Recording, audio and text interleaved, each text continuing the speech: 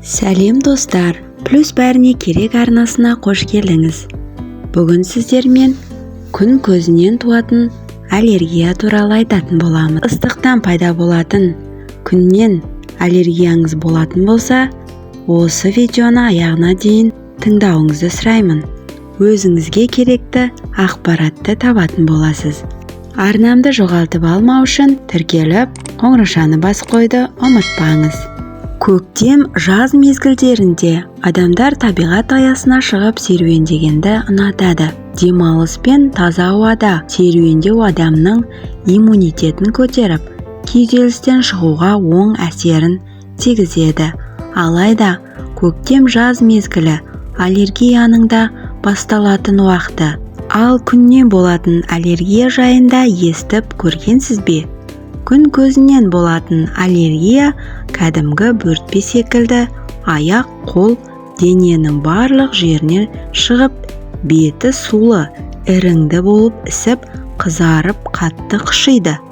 Көбінесе бұл аллергия түріне иммунитеті төмен, әлсіз балалар жиі ұшырайды екен. Сонымен қатар, ересек адамдар да иммунитеті төмен болса, ағзасында дәрумендер қоры өте аз, бауырдың қызметі нашар, зат алмасу процесі өте төмен адамдар күннен туатын және басқа да аллергия түрлеріне бейім болады екен.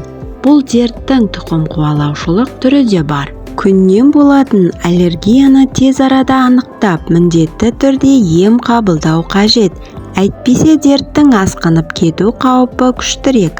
Күн аллергиясын түрлі косметикалық заттар, майлар, зәр айдайтын дәрілер, химиялық қоспалар қосылған заттар қоздырады.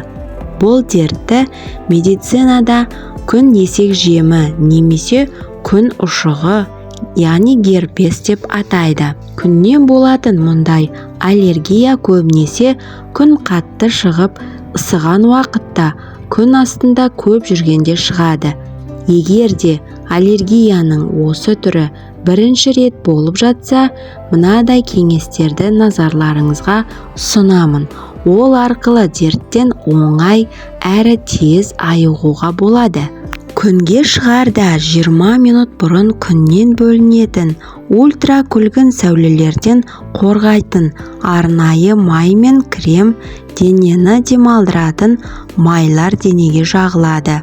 Екінші, гель, крем, қас, кірпік бояғыштарды ес-суды жаз мезгілінде пайдаланбауға тырысу керек. Себебі олар қара дақтардың пайда болуына жол ашады. Үшінші, күн сайын кемінде 2 литрдей газсыз су пайдаланған жөн. Ол ағзаға сіңген көптеген зиянды заттарды шығаруға көмектеседі. Төртінші, аллергия шыққан жерлерге салқын суға малынған дәкені орап тастаған жөн. Бесінші, міндетті түрде әрдайым В және С, Е витаминдерді қабылдап тұру керек. Алтыншы, аллергия шыққан жерлерді алоэ шырынымен сүртсе де септігі мол. Жетінші, түймедақтан жасалған тұнбаға шомылған пайдалы. Сегізінші, балғын қызанақ шырыны мен аллергия шыққан жерлерді ысқылап сүртіп жіберсеңіз, бұл да пайдасын тигізеді. Тоғызыншы, бадам майымен денені күніне 2-3 рет сүртіп, күннен шығатын аллергиядан арылуға болады. Оныншы, үнемі 40 қабат ақ желкен қосып дайындалған тағамдарды назардан тыс қалдырмаған жөн. 11-ші, арнайы кремдер мен майларды жағып, суға, көлге түсіп шомылған соң, денені сүлгімен сүртпеген жөн. Себебі күннен қорғайтын заттар кетіп қалады, ал артынан қайта жағуға тура келеді.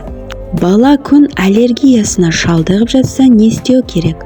Баланы бірден күн сәулесі түспейтін жерге отырғызу қажет. Зақымданған теріні суланған мақта орамалмен сүрту қажет.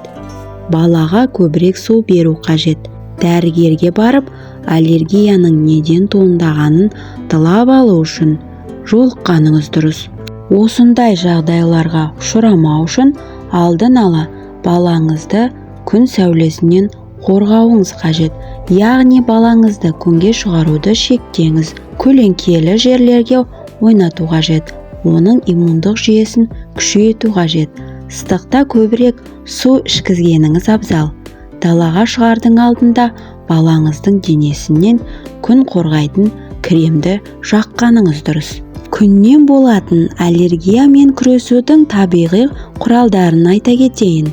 Алоэ вера қызару мен қабынуды өте жақсы жеңілдетеді және одан максималды нәтижеге жету үшін алоэ вера гелі, зәйтүн майы, герань эссенция және лимон шырынынан дайындық жасауды ұсынамыз. Герань теріге қолайлы қоспаны бөліп, лимон оны сақтап қалады.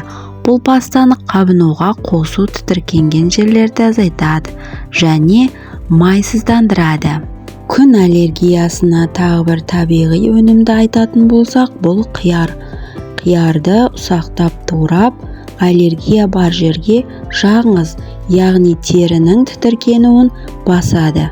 Шикі картопты үгітіп, оны ең көп зардап шеккен бөліктерге орналастыру, қабынуды азайтуға және терінің ауруы мен тітіркенуін қалпына келтіруге көмектеседі.